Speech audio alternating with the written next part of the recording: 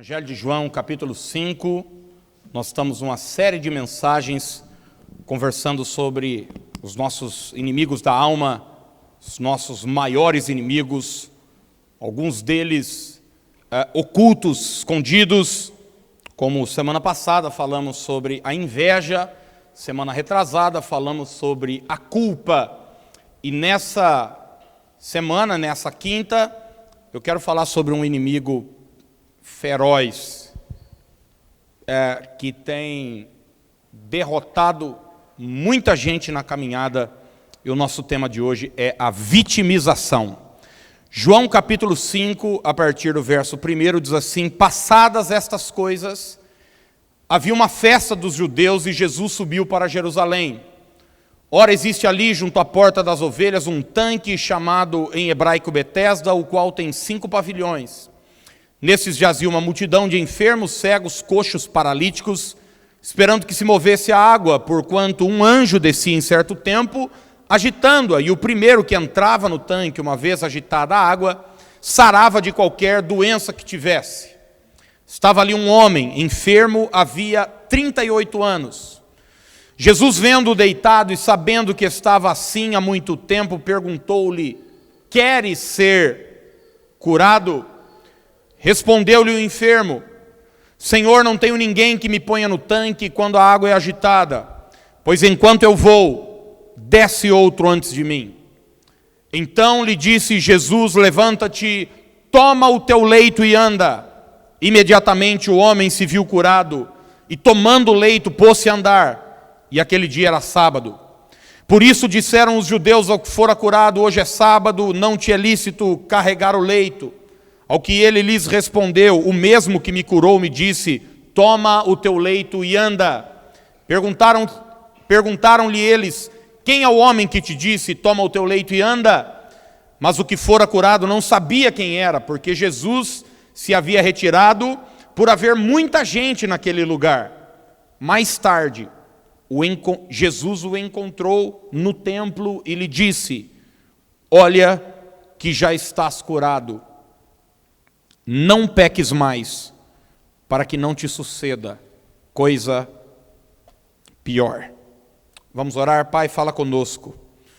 Nós que estamos diante da Tua palavra, estamos com o coração aberto e pedimos-te, ó Deus, nos direcione, nos alimente e que saiamos daqui renovados.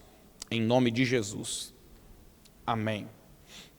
Amém. Um dos maiores desafios de um pregador, de um comunicador, é falar para um auditório diversificado.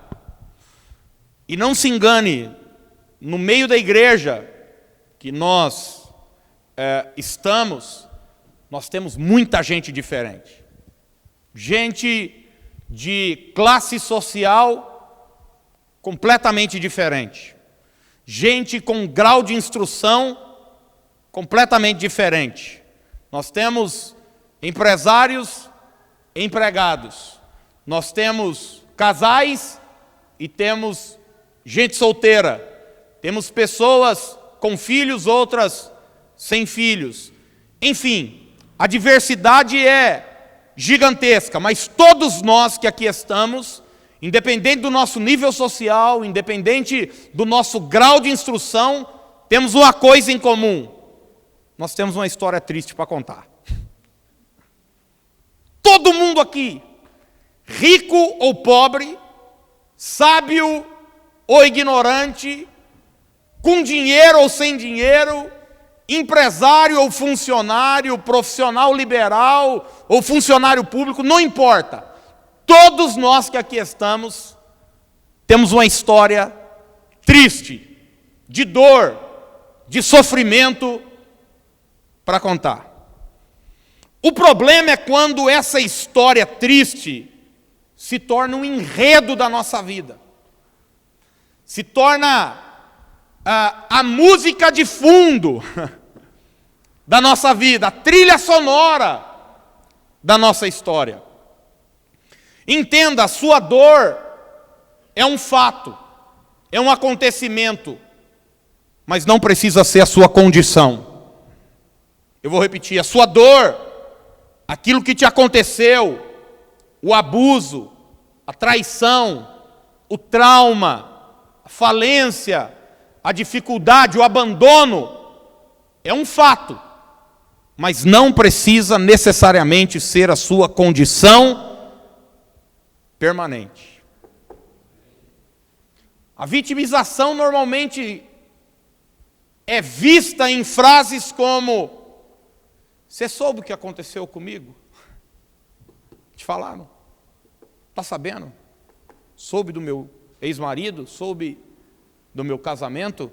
Te falaram do meu sócio? Te contaram do meu cunhado? Você sabe quem foi meu pai? Te falaram da minha infância? Frases como essa, que remetem a um passado, estão sempre na boca de uma pessoa vitimizada.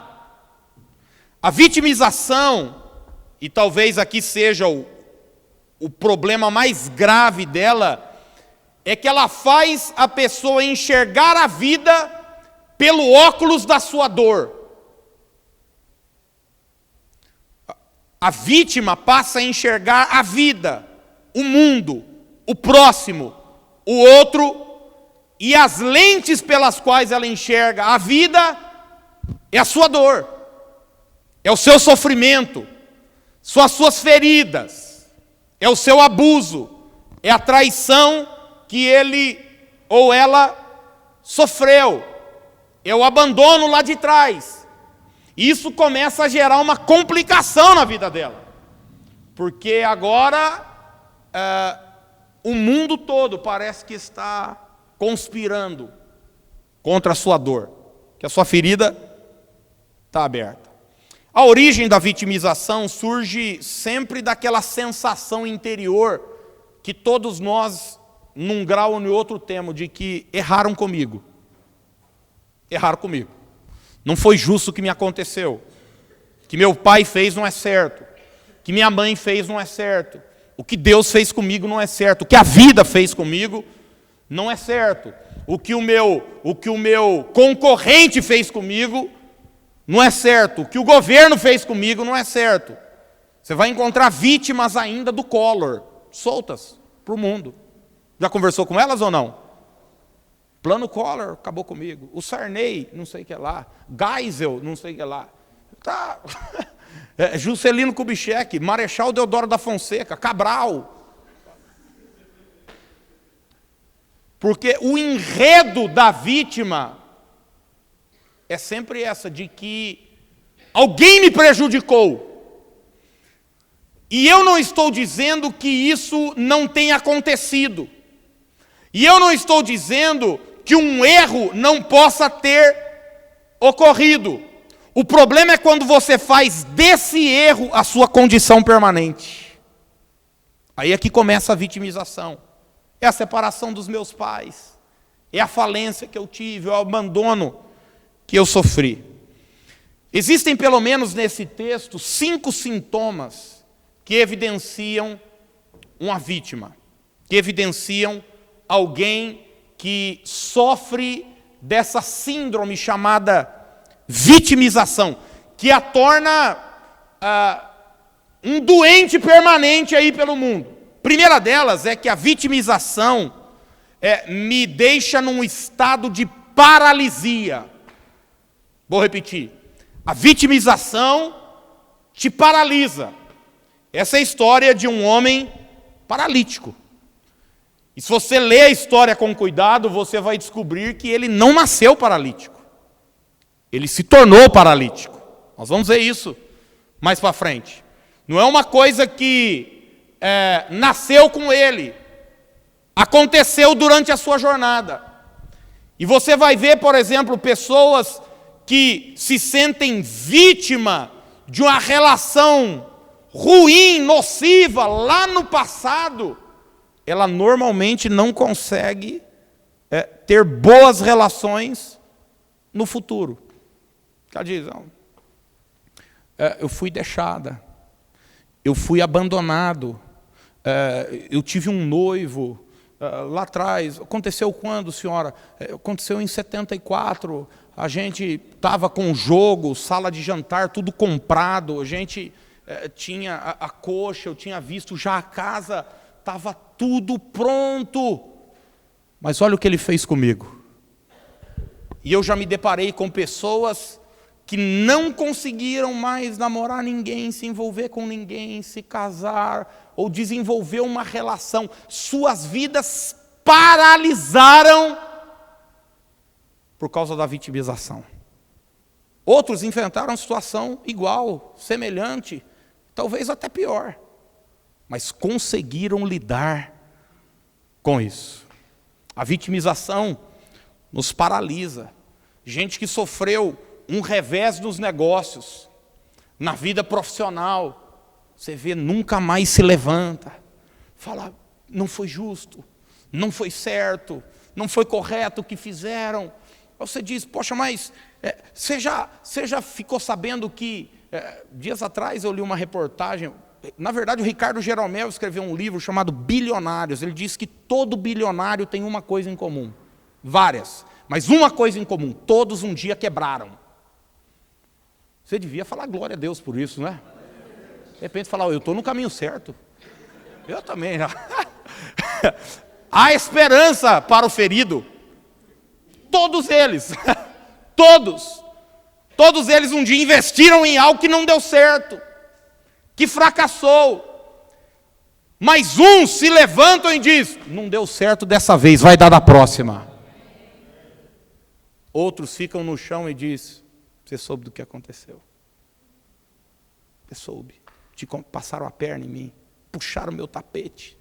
A vitimização paralisa a nossa vida, nós não conseguimos prosseguir. Talvez um bom exemplo disso seja Mefibosete, neto do rei Saul, que se vê na história como um cão morto. Se lembra que sua babá, para o salvar, o derruba no chão, ele é uma criança e ele se torna coxo das duas pernas. É um texto claro de alguém que tem a vida parada, paralisada por causa de um acidente. Mas os acidentes fazem parte do percurso. E a gente não pode fazer do fracasso, fazer de um acontecimento a nossa identidade. O fracasso é um acontecimento, não é a sua identidade. O fracasso não faz de você um fracassado. É uma área da sua vida que não deu certo. É um momento pontual da sua vida que não deu certo. Não permita que isso venha te rotular. E você levar isso para a sua história, para a sua caminhada e para a sua trajetória. Segundo sintoma da vitimização é que a vítima, ele começa a buscar os seus iguais. O que é isso? Gente enferma do vitimismo, ele gosta de andar em bando, em turma. Ele está procurando um outro berebento que o compreenda. Entende o que eu estou dizendo ou não? A Bíblia diz no verso de número 3 que ele jazia. Palavra de cemitério. Estava lá. E ao lado dele tinha uma multidão, enfermos, cegos, coxos e paralíticos. Eu quero que você tente imaginar a conversa que rolava nesse lugar. O que é que te aconteceu? Não soube, rapaz. Em 84. E você? Eu, papá. E você? E sua lepra? Isso aqui. E essa cegueira nasceu com ela, ficou depois. Não, não, já tive as pernas boas, rapaz. Porque e quando a gente se relaciona com iguais, a nossa vida não expande. Sabe por quê? Porque você se torna maior quando você começa a se relacionar com gente diferente de você. Pensa diferente, tem uma outra orientação intelectual. Você conversa, você cresce, você se torna uma pessoa maior, melhor. Gente que, eu gosto dessa expressão, gente que nos estica. Sabe do que eu estou falando ou não? Mas A vítima está sempre procurando compreensão no outro. E não existe lugar melhor para a gente encontrar compreensão do que num que está sofrendo também. Daí fica aquela imagem de um cachorro lambendo a ferida do outro. Sabe do que eu estou falando ou não? Aquela coisa nojenta. Um contando seus problemas. Eles saem em bando, eles estão nas padarias da cidade, eles estão nos shopping centers da cidade. Às vezes eles ficam conversando no final dos cultos, mostrando suas feridas, contando suas dores, contando suas tristezas, contando suas histórias. E eu não estou dizendo que nós não podemos as tê-las, todos nós já as tivemos, mas não podemos fazer delas a nossa condição de vida, o nosso enredo de vida. Terceiro lugar, terceiro sintoma da vitimização é o negativismo. Você sabe que Jesus disse o seguinte, a boca fala o que o coração está cheio. Tem um ditado que diz que o peixe morre pela boca. Se quer conhecer alguém, dá corda para ela falar. Deixa ela falar, ela vai se entregar. Ela vai falar do que está aqui dentro. A fala desse senhor aqui no texto está no verso de número 7. E olha só que coisa interessante. Jesus pergunta para ele: você quer ser curado? Você quer sair dessa condição? Você quer mudar de vida? Você quer ser transformado? E olha a fala dele. Uma pergunta assim exige uma pergunta direta, exige o quê? Uma resposta direta. Quer ser curado? Sim ou não. Olha a resposta dele. Versículo 7. Senhor, não tenho ninguém.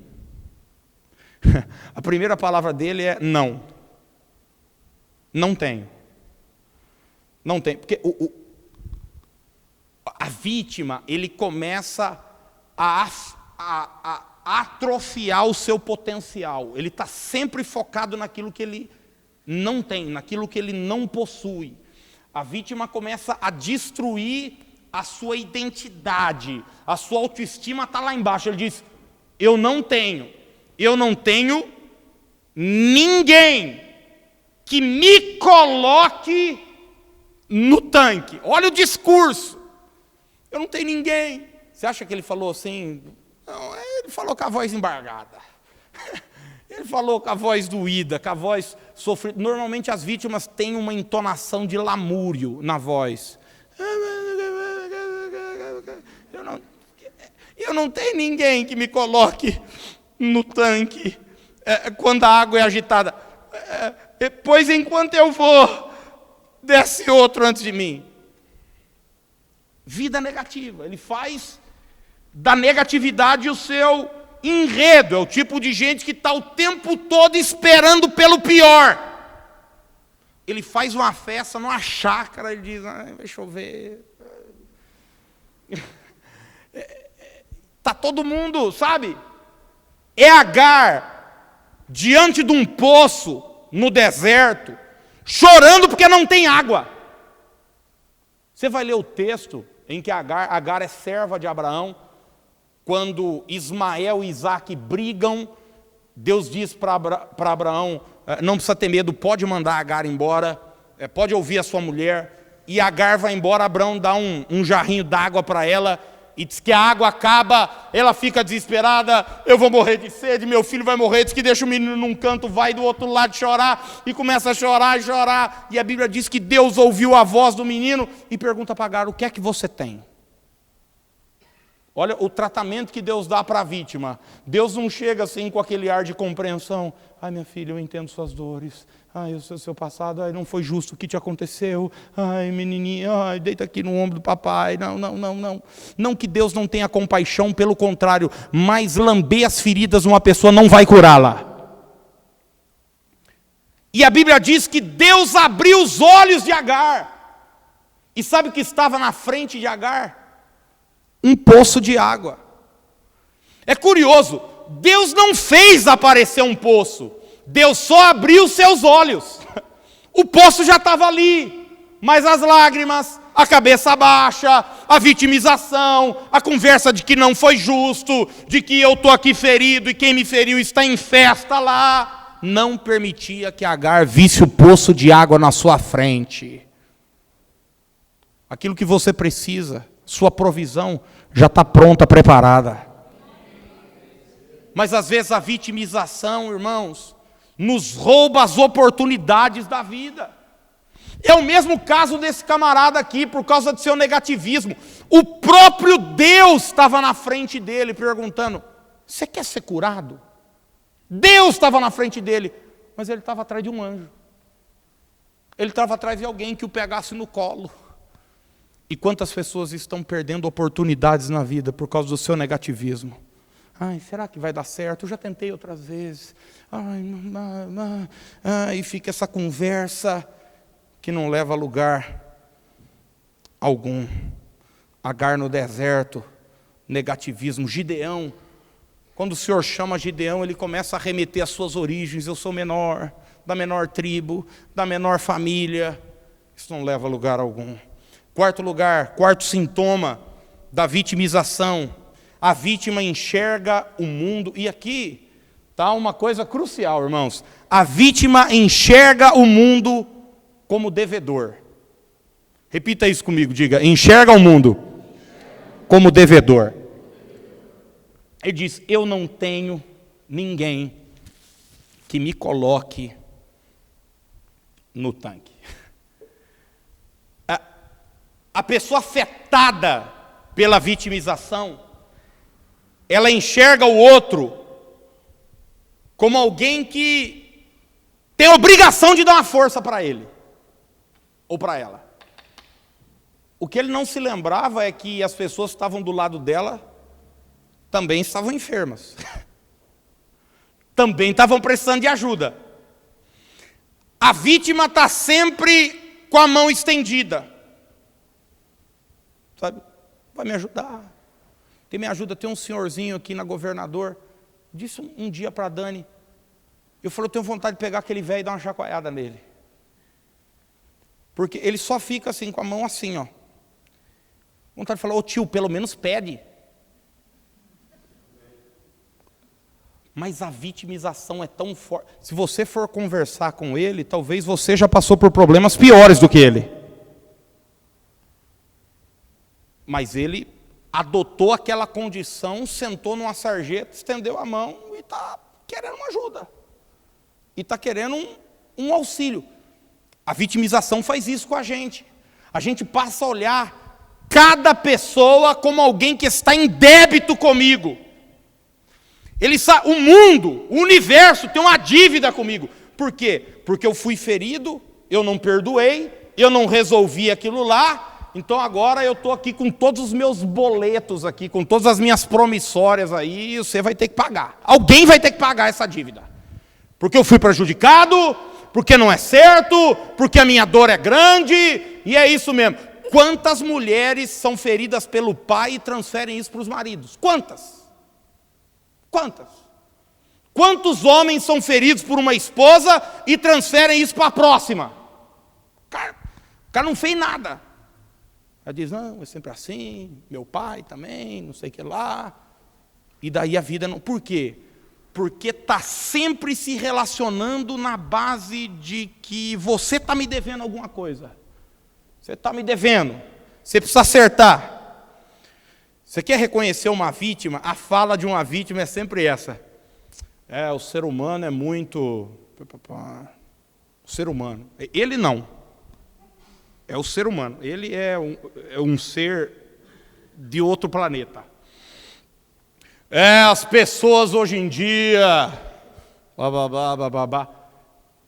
O ser humano não é fácil mesmo. As pessoas hoje em dia não são fáceis. Aliás, as pessoas há 100 anos também não eram fáceis. E há 2000 anos também não eram fáceis. E desde o Jardim do Éden, as pessoas... Desde Caim e Abel, as pessoas não são fáceis. Mas você não precisa ficar com esse enredo a vida toda. Porque o negativismo é tão grande, ele não consegue ver o ser humano que inventou uma vacina, o ser humano que inventou um avião, O ser humano entendeu, inventou uma prótese que ajuda o outro a uma coisa, fazer o que ele não podia, que inventou o óculos para o cara, para o míope enxergar. Não, ele está sempre vendo o pior do ser humano. Porque ele está enxergando o mundo a partir dos seus óculos embaçados da frustração e da dor. No fundo, ele está esperando que alguém o carregue. Há um tempo atrás eu atendi uma vítima, um pastor vítima. Conhece pastor vítima? Tem também, está solto por aí. A igreja não reconhece as pessoas, a gente estende a mão, na hora que a gente mais precisa, elas viram as costas, e ninguém me ajuda, denominação, e daí eu sentei com a vítima que ia começar um trabalho, e não sei o que, e ele começou com o lamúrio, e ninguém me ajuda. Eu falei, pois é desse jeito mesmo, a vida é dura, e dá seus pulos, jacaré, que eu dei os meus.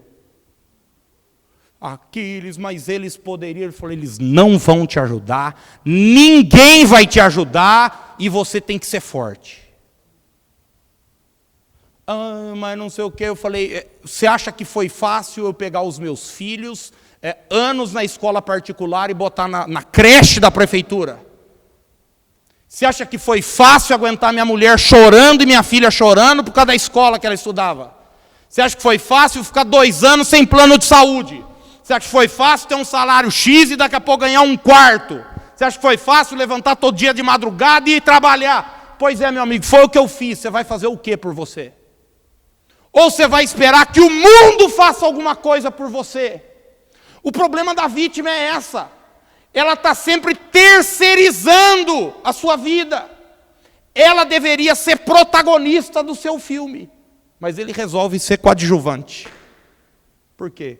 Que alguém precisa fazer alguma coisa por mim. Alguém precisa me ajudar. Alguém precisa ver minha dor. Alguém precisa...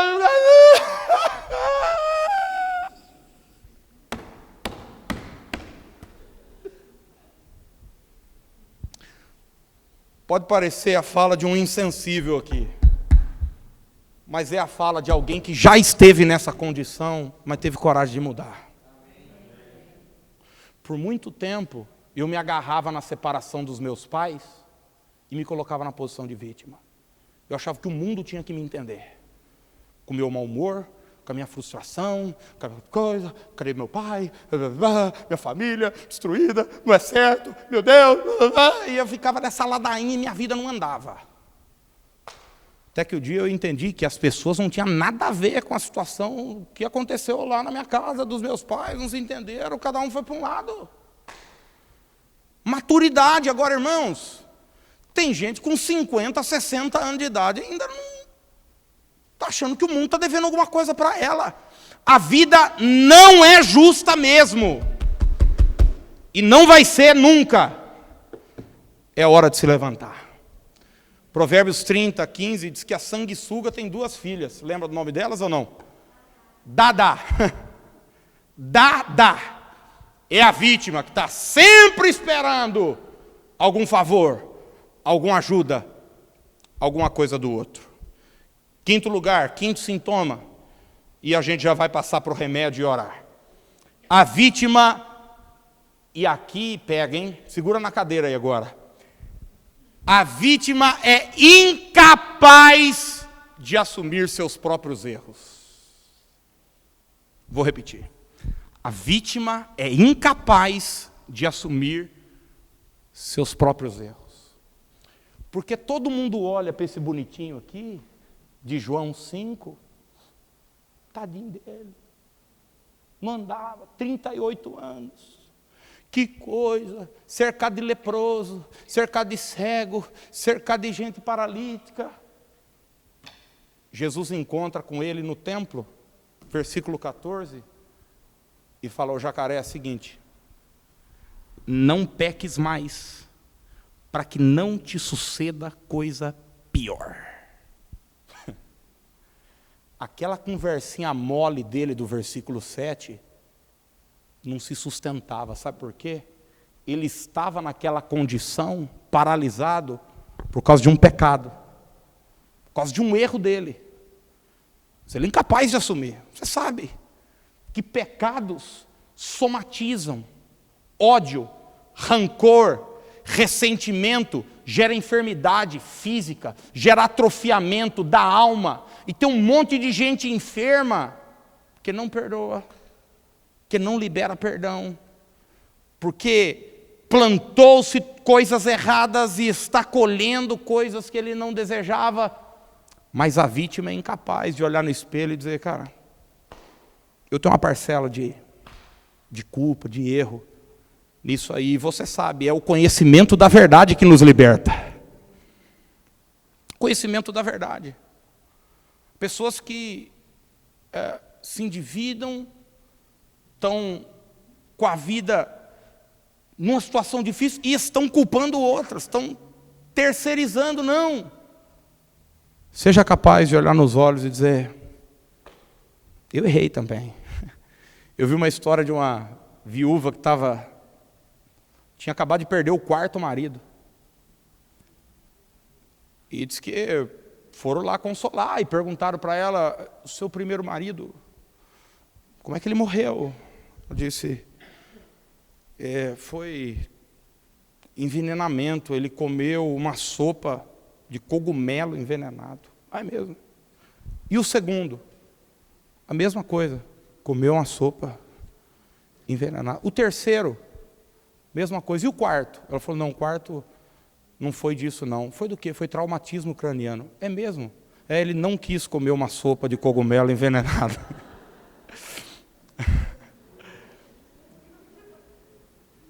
Tem gente sempre dando uma desculpa, sempre oferecendo um outro caminho.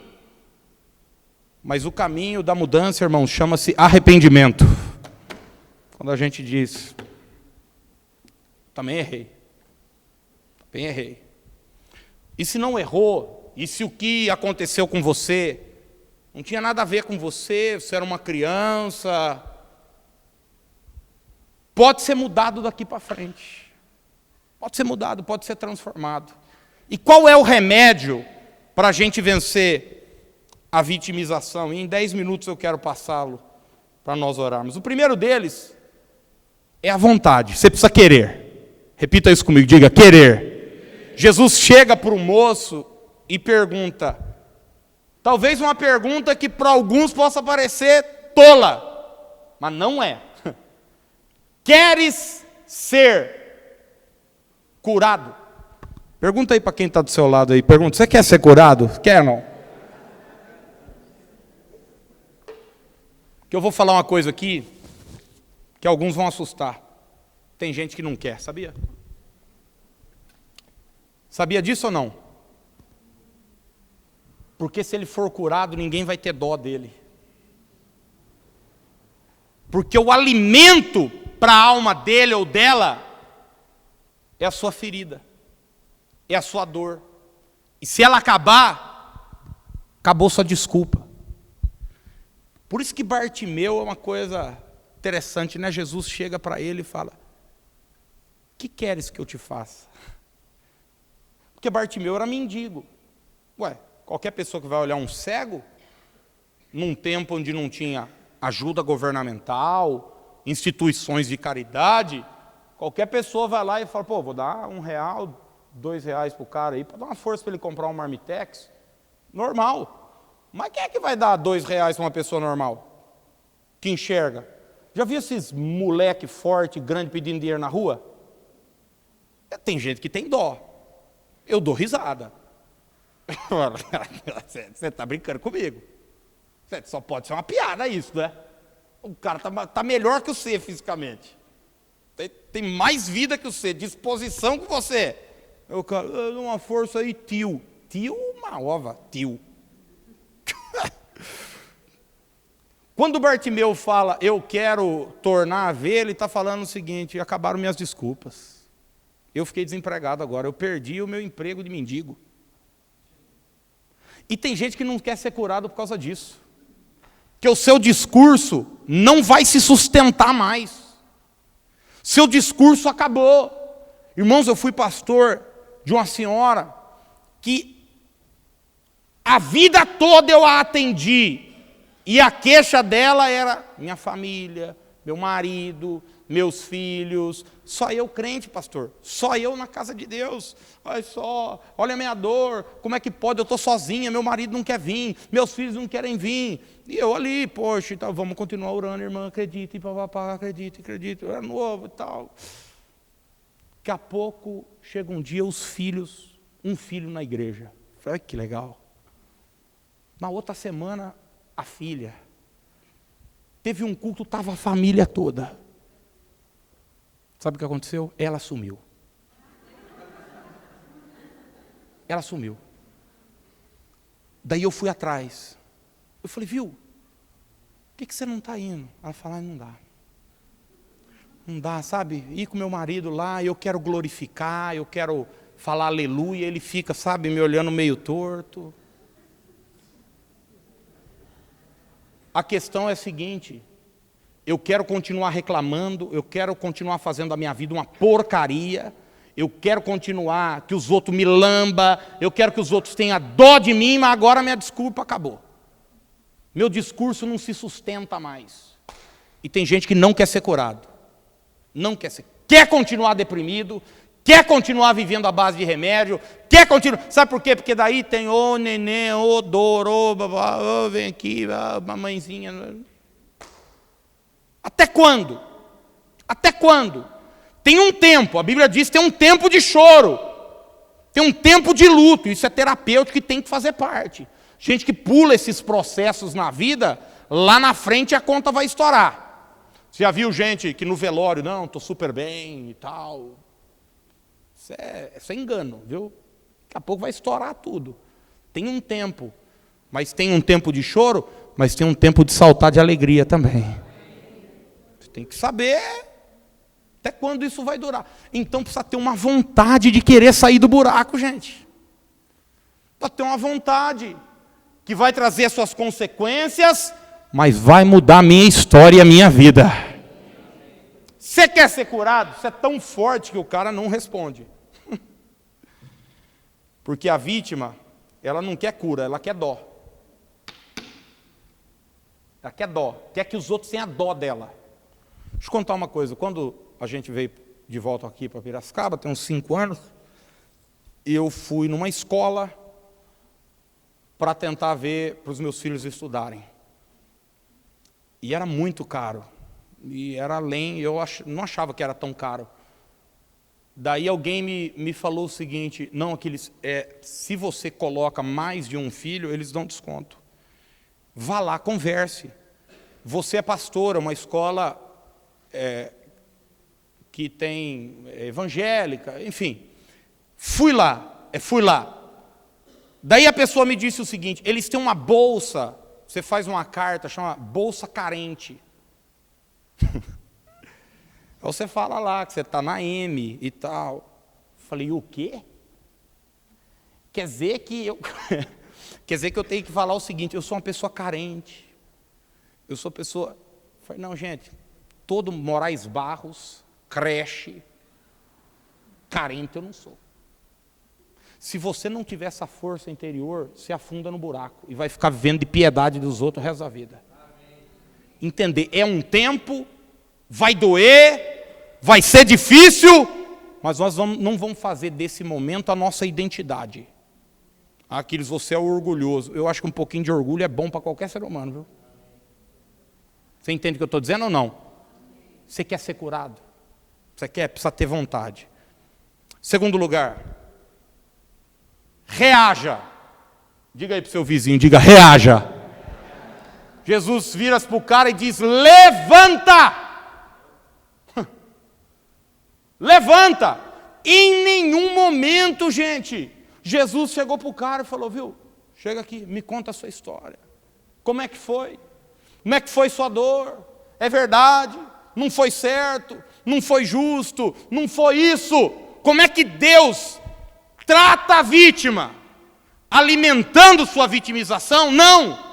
Exigindo reação. Levanta. Quando Elias estava na caverna, gente, o que é que Deus fez? Deus não entrou lá dentro da caverna, não. Ele passou fora da caverna. e diz, meu filho, fora. Fora. Elias só, só sobrou eu, só da papapá. Deus falou, viu, sai daí, unge Eliseu o profeta no teu lugar, unge fulano de tal rei, que ele vai matar não sei quem. E Deus falou, Elias, se você quiser parar, tudo bem, mas eu não vou parar o que eu tenho que fazer. Deus exige uma reação. Só uma coisa vai nos tirar do buraco, irmãos, reação. Quem já passou por momentos de depressão aqui sabe do que eu estou falando. A gente vence como? Reagindo. Pega uma doença boba que seja uma gripe, experimente ficar na cama, curtindo ela. O que é que vai acontecer? Só vai piorar, não tome um banho, não bota uma roupa boa, não sai de casa, vai comer fora. Se você não reage, as coisas não caminham. Deus aparece para Agar e o que aconteceu com Agar não foi certo. Não foi justo, por causa de uma briga de criança. Ela foi jogada no deserto. Mas Deus não ficou lá, ô neném, coitada. Não, ele falou, ergue-te. Ergue-te e levanta o rapaz. Ou seja, reaja. Seja proativa. Não permita que esse estado, essa condição na sua vida seja permanente. Reaja em nome de Jesus. Eu creio que Deus vai levantar muitas reações aqui hoje. Gente que vai sair daqui de pé. O chão não é o teu lugar. O chão não é o teu lugar. Terceiro lugar, rompa com as pontes que te prendem ao passado. Vou repetir, rompa com as pontes que te prendem ao passado. Quebre as pontes. Jesus disse, levanta, toma o teu leito. O que é que te prende ao passado? A sua condição antiga. O que é que te caracteriza como um paralítico? Essa cama. Toma a cama. Enrola o leito. Não permita, porque quem sabe amanhã você vai falar, será que eu estou bom mesmo? Será? Será que eu... E daí daqui a pouco você está deitado de novo, meu amigo. Na mesma cama. Na mesma condição. José foi talvez a maior vítima da história bíblica. Olha a história desse cara. Por manter sua fidelidade, ele só era prejudicado. Mas aonde você vê em José um discurso de vitimização? Aonde? Em nenhum momento. Você nunca vai ver José falando, te contaram.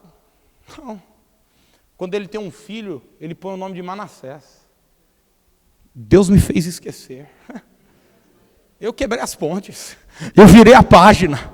Eu resolvi meu passado, eu perdoei. Eu não fiquei preso à frustração.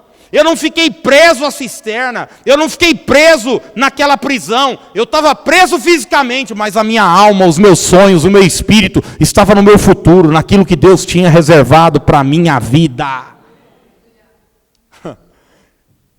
Dias atrás eu estava conversando com um amigo, ele falou aquele texto que Faraó chama José para interpretar o sonho dele. A Bíblia diz que José faz o que, gente? Preguei sobre isso esses dias atrás.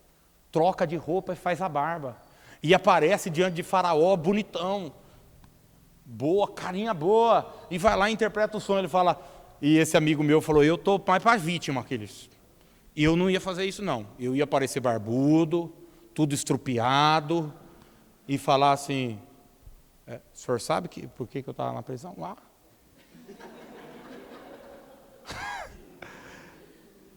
Quem é que vai ressarcir esses anos aí? Agora, para uma vítima, sabe o que a gente dá? Uma esmola. Se você vive querendo que as pessoas tenham dó de você, o máximo que as pessoas vão te dar é uma esmola, uma ajuda. Mas quando as pessoas te admiram, sabe o que elas fazem? Investem em você. Botam dinheiro na sua mão. Investem em você. Mas uma vítima está sempre presa ao passado. Jesus disse, toma o teu leito. Toma o teu leito. Quebre as pontes. O que é que está te prendendo àquela situação anterior? Será que você está ainda com aquelas fotos velhas da sua ex, do seu ex, e você fica olhando para aquelas fotos ouvindo Guilherme Arantes? Eu estou falando isso, eu já fiz isso. Mais alguém aqui já fez ou não? Quando fui ferido, vi tudo mudar. Eu que tinha tudo, hoje estou. Ia no buraco, e falava, ai meu Deus, o que fizeram comigo?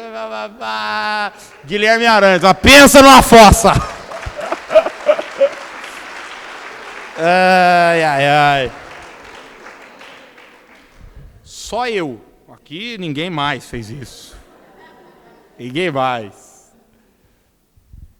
Sabe, uma vez eu namorava, era menina ainda. Aí eu cheguei, assim eu falei, ela vai largar de mim hoje. Tinha certeza. Já teve isso ou não? Vai largar de mim. Aí cheguei para buscar ela, falou, eu preciso conversar com você. Eu falei, tomei. E ela tinha me pedido uma aliança na semana. E eu fui na galeria, gastei R$15, comprei a aliança. Essas aliancinhas que bota no dedo de compromisso. Cara, investi, sabe? Ué, você acha que eu ia onde? Na Tiffany? Aqui na galeria mesmo. Daí falou, então, não dá mais e tal. Falei, legal, beleza. É isso que você quer? Certeza? Certeza. Bom, eu lembro que eu estava saindo do lugar, na frente do lugar que eu estava, tinha um terreno baldio. Sabe o que eu fiz? Peguei a aliança, ergui, mas deu uma bica no meio do terreno. Falei, não vou ficar olhando para esses quinzão aqui, não. Curtindo minha dor. O que é que está te prendendo, cara? Será que você precisa fazer uma limpa? Será que você precisa quebrar as pontes? Será que você precisa virar a página? Que em nome de Jesus você faça isso. Em último lugar, quem quer vencer a vitimização precisa se colocar em movimento. Levanta, toma o teu leito e anda. Você vai ver, talvez a mentingância seja o estado final que um ser humano se coloca de vítima do que aconteceu, e ela vai para a rua. Isso acontece quando alguém para de se movimentar. Perde a autoestima, não acredita mais no seu potencial, na sua capacidade, não trabalha mais, não se movimenta. Jesus diz, não só levanta e toma o teu leito, mas começa a andar. Você tem que partir para outra. Tem que investir de novo. Você tem que começar a paquerar de novo. Você tem que começar a orar de novo. Você tem que começar a ministrar de novo. Ai, roubaram o meu ministério. Se movimenta. Se movimenta. Em nome de Jesus. Eu termino falando sobre uma lição extraordinária que a gente aprende em desenvolvimento pessoal, que é uma coisa chamada ressignificação. Já ouviu essa palavra? Não. Ressignificar. O que é isso? É dar um novo significado àquilo que me aconteceu. Talvez até hoje o significado, o sentido que você deu ao trauma que você passou foi de dor, de dificuldade, de problema. Mas eu quero te convidar a fazer o que os estudiosos descobriram hoje, o que José fez há 5.000 anos. Ele diz o seguinte para os seus irmãos: o mal que vocês intentaram contra mim, Deus reverteu em bem. Ele estava dizendo para ele mesmo, isso precisava acontecer. Aconteceu. Eu quis? Não. Foi vontade minha? Não. Foi gostoso? Não foi. Mas Deus estava no controle de tudo. É o que Paulo escreve em Romanos capítulo 8. Nós sabemos que todas as coisas cooperam para o bem daqueles que amam a Deus. Eu não entendo, eu não concordo, não foi justo, mas de alguma forma vai cooperar para o meu bem. Quem crê e toma posse dessa palavra, dá um aplauso ao Senhor, fica de pé, em nome de Jesus. Aleluia.